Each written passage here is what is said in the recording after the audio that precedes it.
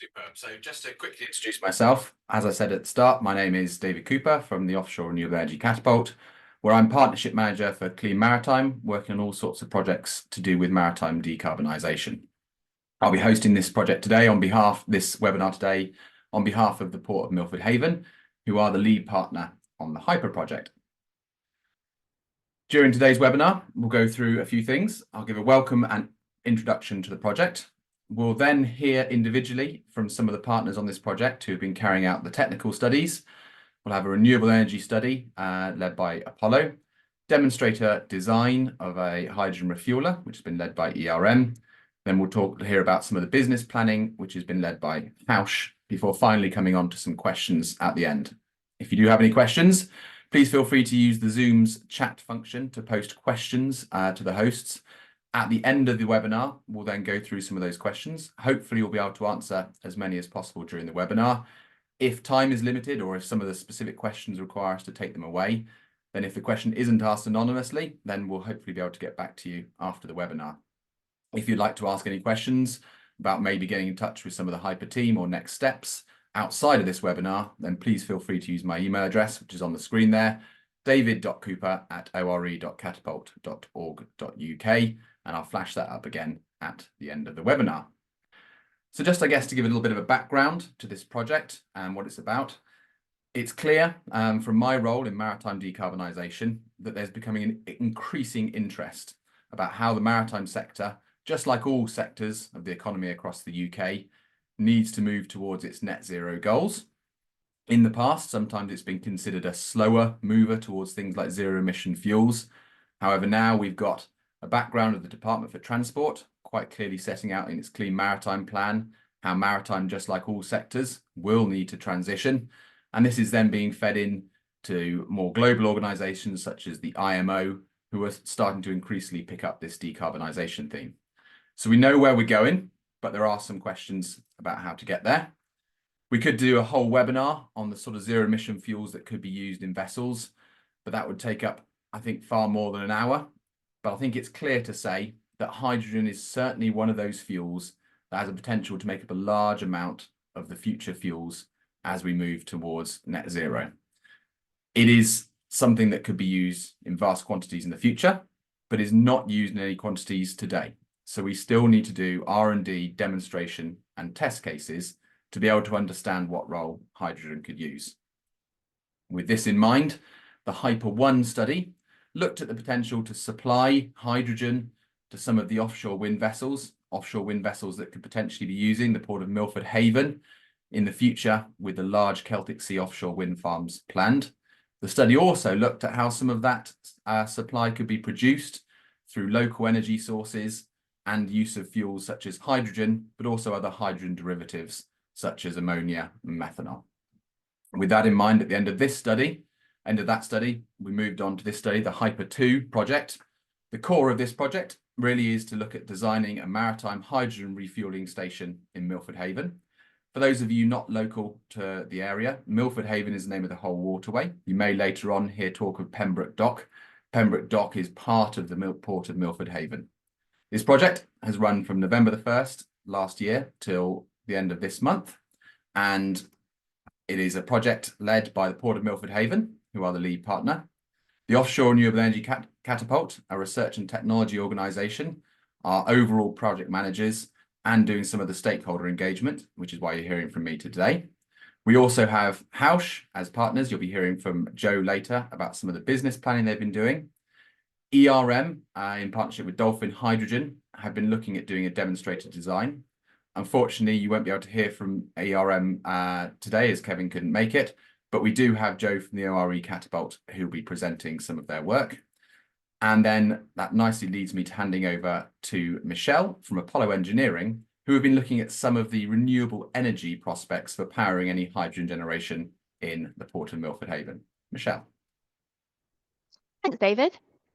So I'm Michelle Hitches. I'm a study manager at Apollo. We are an energy advisory and engineering consultancy based in Pembroke Dock. So we've been looking at the possibilities of enhancing the existing renewable energy generation at Pembroke Port to allow for green hydrogen production. So we've looked at wind, we've looked at solar, wave and tidal, which I'm going to go into more detail shortly. So we've looked at 4 key elements. So what the potential is, the options for development, the economic assessment, but also the wider opportunities. Next slide, please, David. So for wind power, obviously there's already some around the Haven already, onshore wind. So you really need to comply with the Welsh Government guidance on designing renewable energy solutions. So this doesn't just cover the obvious, the noise of the turbines, the environmental impact, the light and shadow flicker, but also, the increased traffic of the installation, the maintenance, and also the decommissioning once the turbines come to the end of life.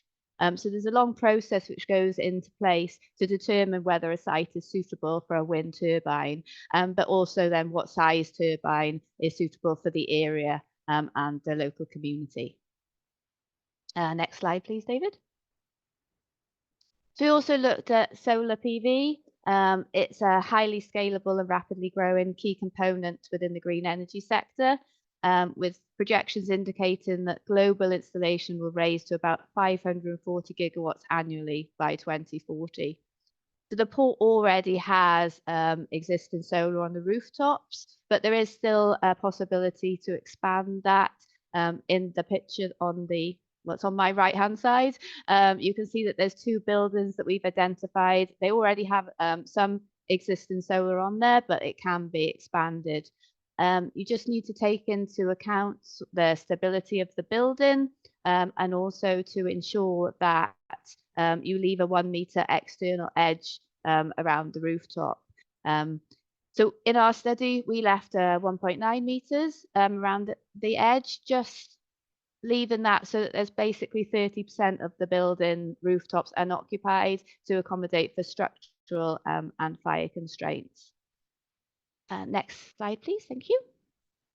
So then we move on to different types of solar, not so common at the moment, but are being looked at. So there's floating solar. So this is, it basically just sits, as you can see in the picture, it sits on a structure and it's anchored to the floor, but it goes up and down with the tide. And if you just want to go on to the next slide, David. We've also got then fixed offshore solar. So a bit like a fixed turbine, it is literally on a structure that is onto the seabed. The problem that Waterway has with having either of these 2 solar is because of the amount of traffic that comes in and out of the waterway. With the floating one, obviously it's tidal as well, so you don't want your solar panels to be sat on the seabed for too long. So there's definitely a limitation of how much fixed or floating offshore solar you're going to be able to have in the waterway. Next slide, please. So then we looked at tidal.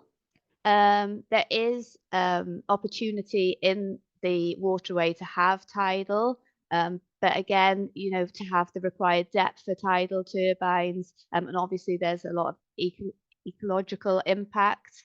There's very limited places within the waterway you can have that, just due to the amount of traffic, the big ships coming in and out, and it's obviously it's a very busy, as the UK's leading energy port, it's a very busy waterway. Next slide, please, David. So then at the end of the study, we looked at, okay, so what are the wider opportunities for the port? Not so much, what they can do on site, but as you can see from the map, there's a lot of industry around the port, all looking at the different ways that they can decarbonise going forward. So is there opportunities for the port to use some of their generation and then have that transported to look at decarbonising their operations instead? Next slide then, please, David. So I'm going to hand over to Joe now from the Offshore Renewable Energy Catapult to talk about the next phase.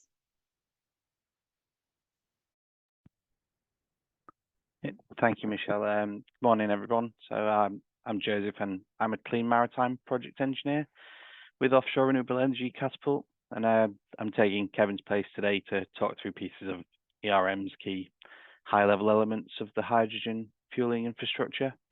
And the next couple of slides, I'll be explaining the dockside and roadside hydrogen refueling stations, the strategic locations of them, and the high-level layout of the overall infrastructure piece. So as you can see here, there's these slides include two similar conceptual hydrogen refueling stations, both portside and roadside respectively, demonstrating that this technology can already be introduced and implemented successfully. So the presence of these stations support global efforts in reducing maritime emissions and transitioning toward a greener transport network.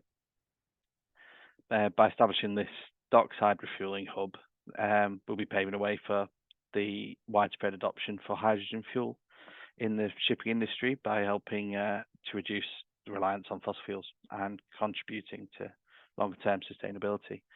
Whereas the dockside hydrogen refueling stations are a major step forward in the decarbonisation of the maritime transport, particularly for the UK and Milford Haven in particular. This facility will provide an efficient and reliable hydrogen supply for vessels supporting the transition towards sustainable energy solutions. So next slide, please, David. There we go.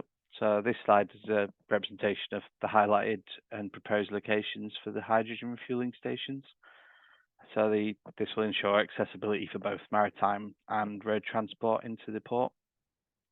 So the dockside station is strategically located in the active port area to serve hydrogen-powered vessels, while the roadside station is positioned along a corridor to accommodate hydrogen-powered trucks, buses, passenger vehicles, whatever might seem necessary. These locations have been chosen based on infrastructure and use feasibility. So by strategically placing these stations here, we can ensure that both land and sea transport sectors have access to efficient, reliable hydrogen refueling, encouraging broader adoption of this clean energy solution. A larger hydrogen refueling network could be utilised at this site, highlighting the potential for future expansion for hydrogen demand if that may increase. The approach will help establish a sustainable hydrogen ecosystem that hopefully supports advancements in clean transport across both road and maritime uses. Next slide, please, David. So here's a high-level slide block diagrams for the visual representation of the hydrogen fueling infrastructure. So the outlining process of the storage and distribution intentions. The station will ensure stable hydrogen supply, and the infrastructure will feature separate distribution outlets to cover a range of transport at the dockside and roadside fueling points. The dockside system will cater to larger scale vessel refueling, while the roadside system will serve trucks, buses, and other smaller hydrogen powered vehicles, like I mentioned previously. So like the modular approach will allow for easier scalability and scalable design for future expansion. So accommodating potential increase in hydrogen demand as adoption may grow in the future. By implementing this refueling infrastructure, we can take a significant step towards reducing the emissions and the widespread use of hydrogen, both in the maritime and transport industries. So these three quick slides have just outlined the foundation of the hydrogen refueling strategy at the port, detailing the dockside station and the strategic location of the fueling. And yeah, as shown here, a high-level block diagram of the layout planned. And that's, I think we'll now pass to another Joe with Joanna. Yep. Good morning, everybody. My name's Jo Oliver. I'm head of technology for Hausch. Hausch is a company essentially focused on hydrogen production and distribution. At least our UK aspirations are, and we're already working heavily within the port area. So our role within this project was to look at the sort of business planning aspects and to build on the outputs that you've already heard about from Apollo and ERM. And essentially, it considers the business case for ultimately an end-to-end solution within Pembroke Port. That end-to-end solution is sort of shown schematically at the bottom in terms of the different steps from renewable energy generation right the way through to the end user. You could obviously extend the number of steps if you went into more detail, but in simplistic terms, those are the steps we need to consider in terms of creating that end-to-end solution. So the business planning process focused mainly on the renewable energy generation required for electrolytic hydrogen production, and then the refueling element. Next slide, please, David. That process was further informed by a number of things that were also happening in and around the port area.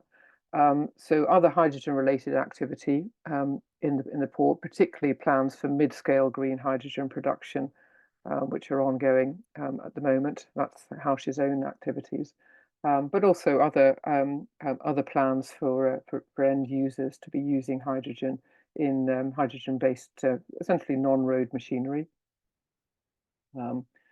The in-economy capital funding that was secured almost at the same time as this project kicked off, which was for a hydrogen-focused smart local energy system, which included within it a small-scale quayside refueler. We also considered the current status of the local hydrogen ecosystem. I'll come back to that in the next slide in terms of what I mean by an ecosystem. And it was further informed by off-taker, customer, and end user discussions, which we've had in depth over a much longer period than the period of this project, but nevertheless fed into this process. Next slide, please. This is what I mean by an ecosystem. It's just another way of looking at if you like, a value chain running from renewable energy generation at one end through to end users. But it allows you to look at some of perhaps the sort of softer aspects of the value chain that need to be there in order for the system to be sustainable and robust. So things like community engagement, public-private partnerships, the education and training that's going to be required in order to make this this end-to-end solution come to fruition. And I mean, you could extend the rings out from here even further if you so wished, but it just gets more and more difficult to read, frankly. So, but that's just to give you an idea of what I mean by an ecosystem. Next slide, please.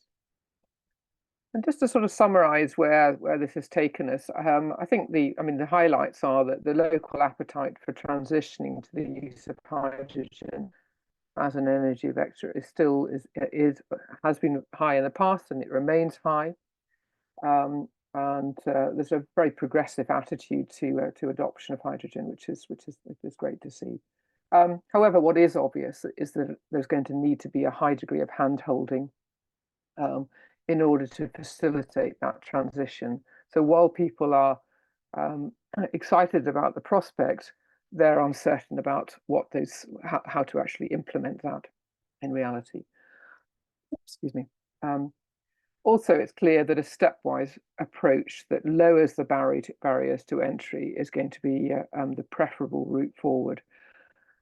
Moving straight through to, for example, a full hydrogen fuel cell in a vessel at the moment is an expensive option, and it's still being tried and tested. So it's unreasonable to expect vessel users to make that jump in one go. So it's likely that things like dual fuel options and other types of stepwise approach that, just as I say, lower that barrier are likely to be the way we need to go forward. As we've already heard from Michelle, there are limited options to extend renewable energy generation within the port, but there are potentially opportunities that exist on leased land within the port and indeed much further offshore. and those are being considered as an additional part of this this project. The refueler, which is as part of the Ynni Cymru SLES project, has allowed this project to sort of leapfrog the demonstrator stage, in that refueler will be in place on Key 2, not quite in the location that that Joe showed. It's more at the closed end of Key 2. But that essentially, as I say, allows that concept to become a reality. And that refueler is it's a good start, but it is essentially a trial scale facility. It's not huge, and also future funding is going to be needed to build the resilience of that starter module, and to extend the concept to not only on that particular site on Key 2, but also if we were looking at other sites elsewhere. And I guess the take-home message is that additional private sector engagement, coupled with public sector support, is going to be needed to drive a full rollout. I'm going to hand back to David at this point for the Q&A session.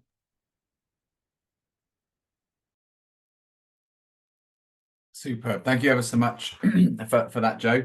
As I said, feel free to pop any questions into the Zoom chat function, and we'll try and get round to those as they come in.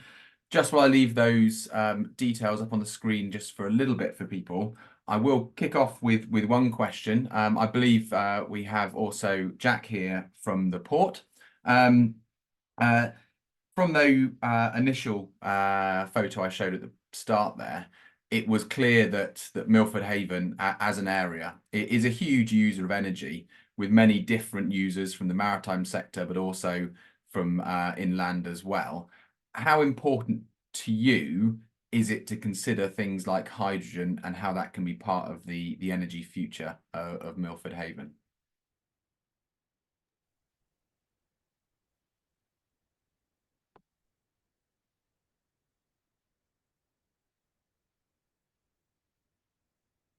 Can't hear Jack at the moment. What I'll do is maybe quickly put in another question.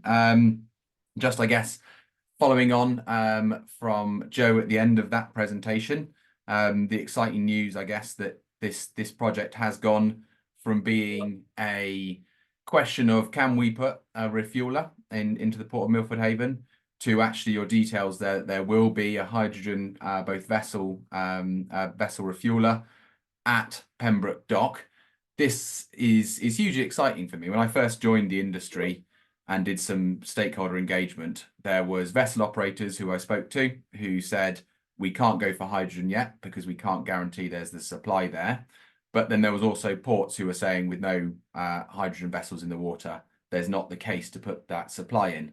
Now we're at the point at which we're sort of breaking that chicken and egg. My question to Joe is, what would you see the next steps being in a sort of ideal world? What would you like, I guess, HyPR 3 or the movement from this project to be?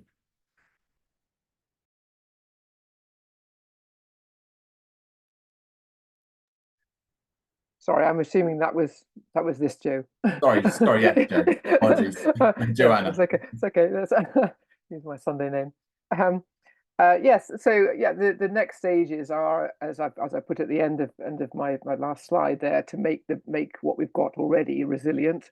By which I mean we need to secure the actual hydrogen production side of it. Obviously, Howsh's own plans are to be in hydrogen production within the port area in the midterm. But in the event that well, in that interim period, or in the event that doesn't happen for some reason, we need to have a local hydrogen supply. That could be achieved via a relatively small electrolysis unit in the first instance. And actually, I've already started on planning what that might look like. It's unlikely to be placed within Key 2 simply because of spatial constraints. But it would then be hydrogen would then be transported via a mini trailer rather than a large tube trailer down. So the next things would be, yes, getting that electrolytic capacity, even if it's temporary, set up, and indeed the purchase of some mini trailers to allow us to both to fill that refueler, because obviously that needs a supply itself, and to potentially then be able to also supply other locations. The mini tube trailer that I've been investigating is capable of refueling in its own right. That has some benefit. And then working with particularly non-road mobile machinery manufacturers who already have got hydrogen powered equipment coming on stream, so that we essentially build that little ecosystem part. And on the marine side, there are obviously more and more vessels converting across to hydrogen. And again, as part of the Cymru project, there is a dual fuel vessel as part of that that's been upgraded. Superb, thank you. I've just seen from a not many questions at the start. We have them coming through thick and fast now. So I'll just ask one question to Michelle now. But whilst I'm doing so, if others who potentially could ask those questions have a little bit of a read through there and see which questions you'd like to take first. Michelle, yeah, your presentation was very interesting, I guess, looking at the energy potential of the Haven. Why and how do you think it is important to be matching that potential to supply energy with the users? What for you is going to drive use of local energy, do you think, Michelle? That's a really hard one, isn't it? Because you're back to the chicken and the egg situation. You know, if you don't create the fuel, then you don't have the demand. I think it is projects like this that help that grow. And if I just think about the project sort of before this one, the Milford Haven Energy Kingdom project, that grew the interest within the area, which has, made projects like this happen. It really is just the, growing the appetites for people to be able to put their faith in it, I suppose. It is obviously a very risk averse, because nobody wants to invest in, say, a boat that runs on hydrogen fuel, not knowing where their hydrogen's coming from. But then people don't want to create hydrogen and not know that they've got an off-taker. So yeah, it's partnerships that's gonna make it grow. Super, thank you. So we'll move on to some of the questions which have come through in the meantime. Amelia has asked, what is the predicted demand for hydrogen supply from this facility? Who will the customers and likely vessels be? So I guess in terms of that predicted exact demand, it's difficult to say for a new unit. But Joe from House or anyone on this call, would you like to consider maybe who the potential customers might be? Yeah. So I'm happy to take this if you want. So to begin with, there will be 3 hydrogen powered fuel cell cars coming to the port shortly, which will use that refueler. They're all Toyota Mirais, one of which will be available for port use, and one for community use, and one is a sort of backup. And also there's as I say, a vessel that is that will move to Pembroke port in due course. So to begin with, I'm expecting, to be honest, it to be more to do with land-based vehicles rather than marine vessels. But we hope that it will grow from there. But yeah, I mean, going back to David's last answer in terms of the whole, and Michelle's indeed, in terms of the chicken and egg situation, this is something that obviously is of paramount importance to House in terms of it's at the centre of our business strategy, and we've taken the view that we need to break that chicken and egg process and go into production. at a stage when, do we have off-takers? Yes, we have a growing list of off-takers, not just within the locality, but further afield. But that needed us to actually sort of nail our colours to the mast, so to speak, and be ready to go into production, in order for then people to say, okay, if we know there's a hydrogen supply, then we're willing to take those next steps.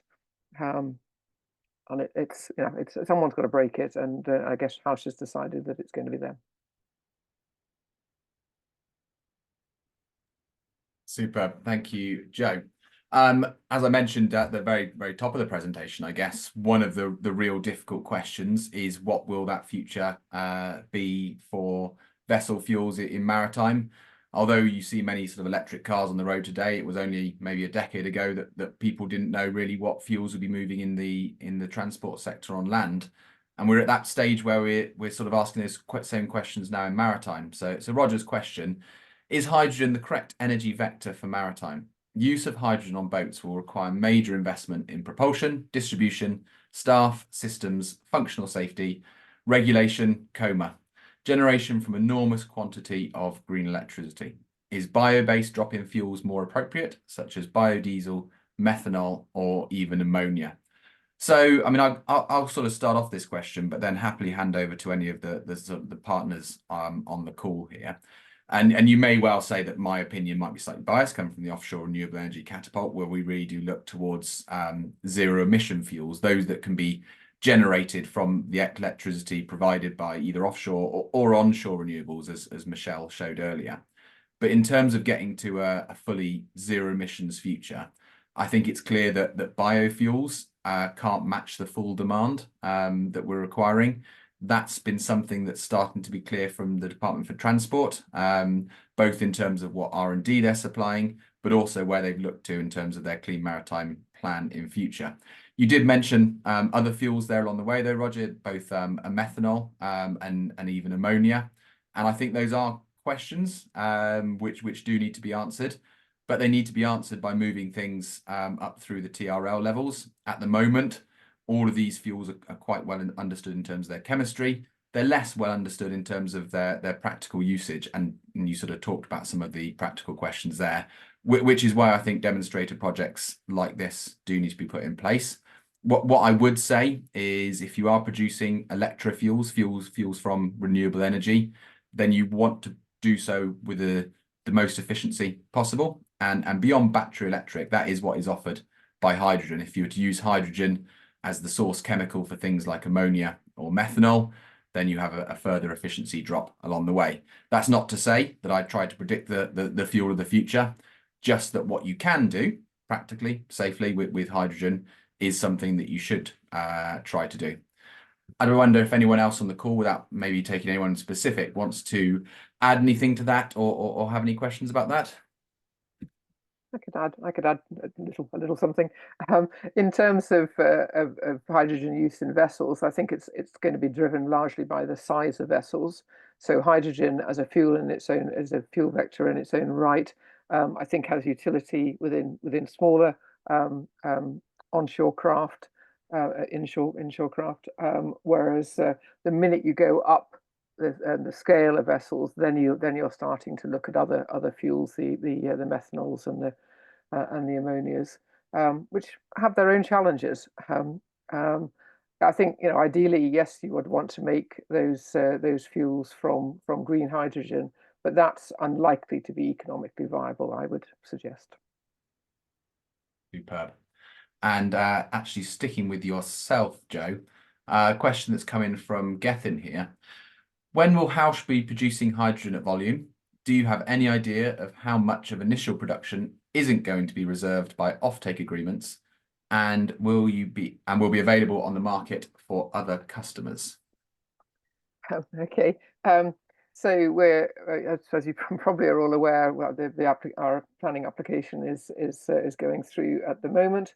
If it all goes to plan, we would intend to be in production by Q2 next year.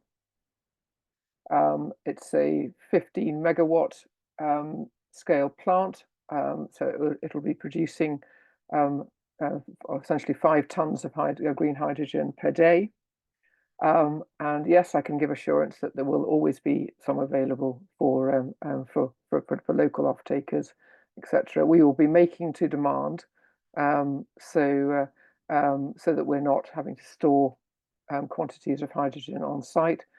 So basically, if we haven't got an off-taker, we won't be, essentially the electrolyzers won't be functioning. Superb. Thank you, Joe.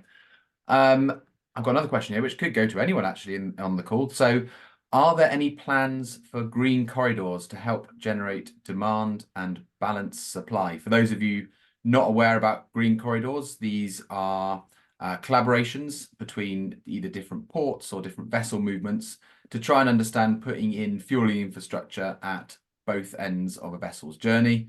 So, for instance, a vessel that transits between 2 international ports may require there to be hydrogen and methyl ammonia at both ports.